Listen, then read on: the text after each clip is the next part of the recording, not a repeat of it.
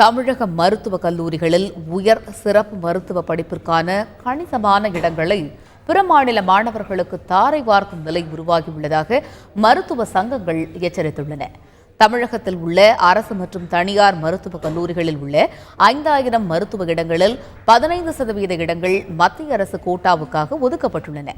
MS மற்றும் MD முதுநிலை படிப்பிலும் 50% இடங்கள் மத்திய அரசு கோட்டாவுக்கு கீழ் வருகின்றன.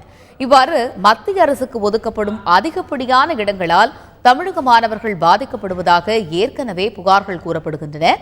இந்த நிலையில் சூப்பர் ஸ்பெஷாலிட்டி என்று அழைக்கப்படும் உயர் சிறப்பு மருத்துவ படிப்பிலும் கணிசமான இடங்களையும் மத்திய கோட்டாவுக்கு ஒதுக்கும் நிலை ஏற்பட்டுள்ளதாக மருத்துவர்கள் எச்சரிக்கை விடுத்துள்ளனர்.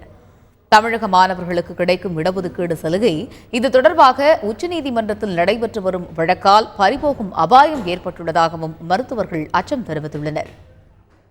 உச்சநீதிமன்றம் தமிழ்நாட்டில் இருக்கக்கூடிய இந்த 189 சூப்பர் ஸ்பெஷாலிட்டி இடங்களையும் அகில இந்திய அளவில் ஒரே ஒட்டுமொத்தமாக அகில இந்திய அளவில் அதை மாற்றணும்னு சொல்கிறாங்க.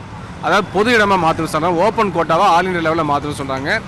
இதர மருத்துவர்களும் இதர மாநில மருத்துவர்கள் அதில் வந்து சேரலாங்கிற மாதிரி அவங்க கொண்டு வரதுக்கு முயற்சி பண்ணுறாங்க. அந்த மாதிரி தமிழ்நாட்டில் உள்ள சூப்பர் ஸ்பெஷாலிட்டி சீட்ஸை வந்து ஆல் இந்தியா லெவலில் ஓப்பன் சீட்டாக மாற்றினாக்க தமிழ்நாட்டில் உள்ள அரசு டாக்டர்கள் பாதிக்கப்படுவாங்க, பெண் டாக்டர்கள் பாதிக்கப்படுவாங்க, தமிழ்நாடு டாக்டர்ஸ் பாதிக்கப்படுவாங்க, அரசு மருத்துவமனைகள் பாதிக்கப்படும். ஏழை நோயாளிகளுக்கு இலவசமாக தரமான அந்த உயர் சிறப்பு சிகிச்சைகள் கிடைக்காது. இது ஒட்டுமொத்த தமிழர்களுக்கு எதிராக இருக்கும். உயர் சிறப்பு மருத்துவ படிப்பு இடங்களை பாதுகாக்க தமிழக அரசு தனிச்சட்டம் கொண்டு வர வேண்டும் என்றும் மத்திய அரசு இதில் நடவடிக்கை எடுக்க தமிழக ஆட்சியாளர்கள் அழுத்தம் கொடுக்க வேண்டும் என்றும் மருத்துவ படிப்பு மாணவர்கள் கருத்து தெரிவித்துள்ளனர்.